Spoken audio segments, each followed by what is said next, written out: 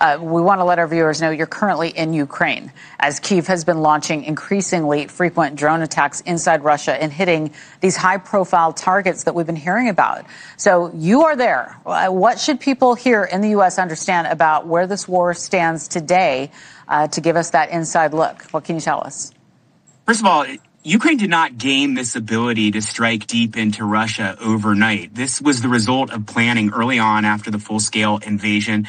Ukraine created a new government entity called Brave One that puts money into companies. And I talked to the CEO of Brave One a couple days ago, and what he said is what we focused on is not bringing in new systems to the battlefield in years or months, but in weeks, because we need it right away.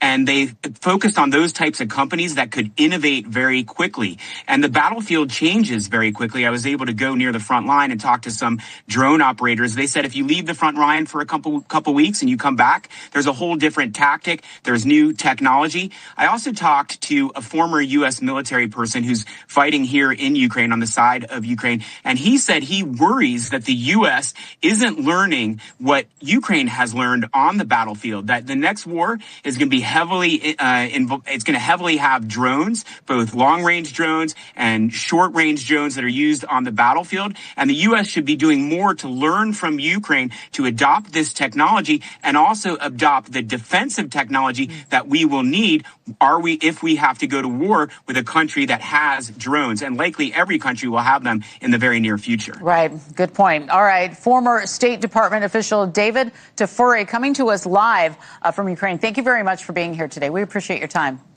Thank you. Okay. Thank you. And